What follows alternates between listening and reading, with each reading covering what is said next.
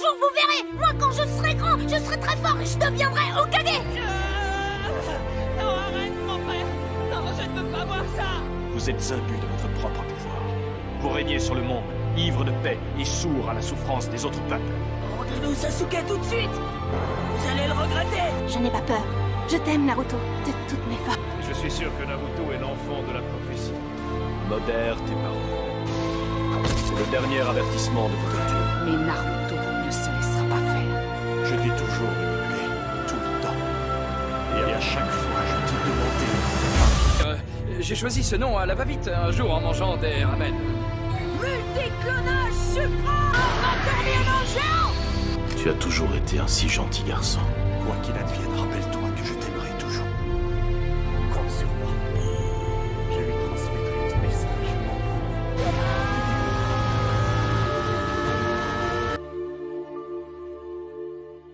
Bon les gars, je suis ici aujourd'hui devant vous pour vous parler d'une compétence de fou qui est le cheat code par excellence de l'univers de Naruto, mais pourtant que beaucoup ignorent lorsqu'il s'agit de faire des débats de rapport de force, j'ai nommé Ignoton. Alors les mecs, c'est vrai que je vous avais déjà fait une vidéo sur Ignoton que d'ailleurs je pense avoir supprimé sur la chaîne, mais la vidéo n'était pas super complète. Du coup, dans la vidéo d'aujourd'hui, je vais vous parler de long en large de Ignoton, ses applications et ses propriétés, et je vais aussi vous citer certains personnages qui maîtrisent cette technique vraiment incroyable que beaucoup ne s'en rendent pas compte, mais qui sous-estiment quand même. Alors, j'entends souvent dire certaines dingueries, qui d'ailleurs ne sont pas vraies, pour justifier l'invulnérabilité et la puissance de certains personnages tels que Madara, Hashirama, Tobirama ou encore Minato, par rapport aux techniques de certains autres personnages, tels par exemple Itachi. J'ai souvent entendu dire que les genjutsu de Itachi ne seraient pas efficaces face à ces personnages-là, parce que ces personnages sont des ninjas sensoriels et ils seraient capables de percevoir la charge de chakra dans les yeux d'Itachi afin d'éviter efficacement le genjutsu d'Itachi. Or, ce n'est absolument pas vrai. Pourquoi? Parce que dans le manga, ça nous est clairement dit, Itachi, il n'y a que besoin d'un contact visuel pour réussir à te mettre dans un genjutsu. Du coup, dès le moment où tu auras regardé Itachi, tu n'auras même pas le temps de savoir s'il charge du chakra ou pas. Tu seras directement plongé dans le genjutsu. Et c'est vrai que beaucoup pourraient me dire que pour un ninja sensoriel, il n'a pas forcément besoin de regarder directement Itachi dans les yeux pour savoir que Itachi concentre du chakra dans ses yeux. C'est en partie vrai, mais sauf que Itachi est capable de lancer du genjutsu grâce à ses doigts. Donc en gros, tu n'as même pas besoin de regarder Itachi dans ses yeux pour qu'il te plonge dans un genjutsu. Itachi, c'est littéralement le god du genjutsu dans l'univers de Naruto. Madara ne lui arrive pas à la cheville. Et ce n'est absolument pas parce que ton chakra est plus puissant que le chakra de l'utilisateur du genjutsu que tu es capable de te défaire de son genjutsu. La preuve, Naruto a un chakra bien plus puissant que celui de Itachi, mais Itachi arrivait quand même à plonger Naruto dans un genjutsu. Bon, il est aussi vrai qu'il existe plusieurs autres façons de se détacher du genjutsu, soit par une perturbation externe ou interne de chakra, ou encore tu arrives à te déplacer super vite pour ne pas te faire prendre dans le genjutsu de ton adversaire, comme on l'avait vu avec le Raikage qui avait refusé de se faire prendre dans le genjutsu de Madara au point où Madara avait été obligé de le tenir dans les mains du Susanoo avant de le mettre dans le genjutsu. Maintenant, pourquoi est-ce que le genjutsu d'Itachi ne fonctionnerait pas face aux 4 personnages, aux 4 premiers Hokage comme je vous l'ai cité un peu plus tôt et même à Madara? Eh bien la raison elle est très simple, ces gars-là maîtrisent tous Ignoton. Et bien comme je vous le disais en début de vidéo, Ignoton est juste une compétence abusée. Et très franchement, je ne comprends pas pourquoi la quasi-totalité des créateurs de contenu sur l'univers de Naruto basés sur les rapports de force ignorent complètement cette compétence. Pourtant, elle possède 4 caractéristiques bien définies et bien particulières.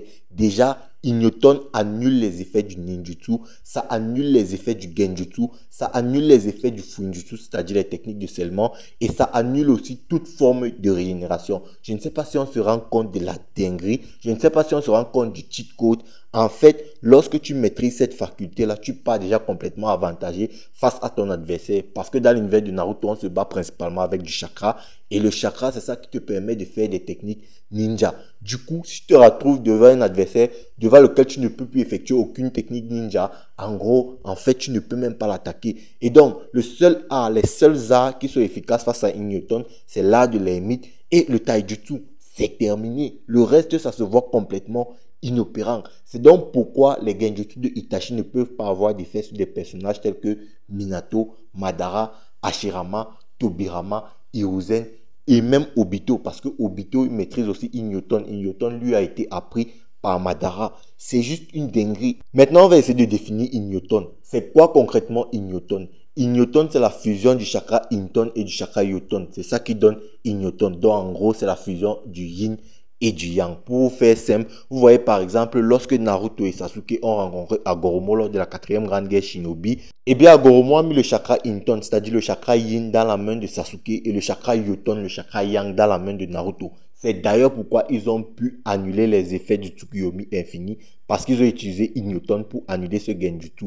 Pour faire court, pour essayer de vous expliquer c'est quoi réellement les propriétés du chakra Inton et du chakra Yoton. En effet, le chakra Inton, qui est le chakra yin qui a été introduit en Sasuke, c'est le chakra responsable de la création des techniques oculaires et spirituelles telles que les Genjutsu, la transposition des Yamanaka, la manipulation des ombres des Nara, les techniques médicales de Tsunade ou de Sakura et même le Byakugo et même la technique spirituelle de Dankato. Maintenant, le chakra Yoton, c'est le chakra responsable de la création des techniques basées sur les changements de forme et de nature des chakras et même des techniques physiques. Exemple, le décuplement des Akimichi, l'orbe tourbillonnant ou encore des techniques liées aux éléments. Maintenant, lorsque tu associes le chakra Inton et le chakra Yoton, c'est ça qui te donne Ignoton. Et rendez-vous compte un peu à quel point cette technique est juste cheatée et des avantages que ça te donne juste en combat. C'est-à-dire, un utilisateur d'Ignoton, lorsqu'il entre en combat, il a déjà un avantage sur son adversaire étant donné que le mec est déjà insensible au ninjutsu, insensible au genjutsu, insensible au fuinjutsu et il est même capable d'annuler les effets de toute régénération. C'est une dinguerie. Je ne sais pas si on se rend compte à quel point Ignoton est juste une compétence vraiment craquée, mais de fou furieux. Maintenant, je vais essayer de vous citer les personnages de l'univers de Naruto connus qui maîtrisent Ignoton et je vais essayer de vous montrer quelques applications de Ignoton dans l'univers de Naruto. Déjà, les personnages de l'univers de Naruto qui maîtrisent Ignoton. On a déjà les 4 premiers Hokage, Hashirama, Tobirama, Hiruzen et Minato. On a Madara, on a aussi Obito, étant donné que Ignoton a été appris à Obito par Madara. Dans la même veine, bon, Jubito et Jubidara, étant donné que Madara et Obito maîtrisent Ignoton, bon, c'est logique que Jubito et Jubidara maîtrisent eux aussi Ignoton. Kaguya aussi maîtrise Ignoton, Agoromo c'est pareil, et même Amura maîtrise aussi Ignoton. Alors, on n'a pas eu assez de développement dans le manga pour Inra et Asura pour savoir s'ils maîtrisent Ignoton. Bon, mais je suppose quand même que, étant donné que, ouais, bon, c'est Agoromo qui a créé le ninju et qu'eux, ils ont été, on va dire, soumis à l'apprentissage du ninju. Bon, peut-être qu'eux aussi maîtrisent potentiellement Ignoton. Ça, ce n'est que théorique. Quant à Naruto et Sasuke, ils ne maîtrisent pas Ignoton, c'est-à-dire, ils n'ont que acquis la maîtrise du chakra Inton et du chakra Yoton. Bon, maintenant, on va essayer d'énumérer quelques utilisations d'Ignoton dans l'univers de Naruto. Vous vous souvenez, lorsque le Tsukuyomi infini a été activé, les 4 premiers Hokage n'avaient pas été pris dans le Genjutsu. On en avait donc conclu à ce moment-là que c'est parce que ce sont des formes Edo qui n'ont pas été pris dans ce Genjutsu. Surtout que Tobirama, dans l'anime, je précise vraiment, dans l'anime, avait dit que c'est parce qu'ils sont des formes Edo qui n'ont pas été pris dans le Genjutsu. Or, c'est faux. Les formes Edo sont bel et bien capables d'être pris dans le Genjutsu, étant donné qu'on avait vu Itachi être pris dans le Genjutsu de Tayuya qui avait été activé par Kabuto. Du coup, si les 4 premiers Hokage avaient résisté au Tsukuyomi infini, c'est parce que ce sont 4 utilisateurs d'Ignoton.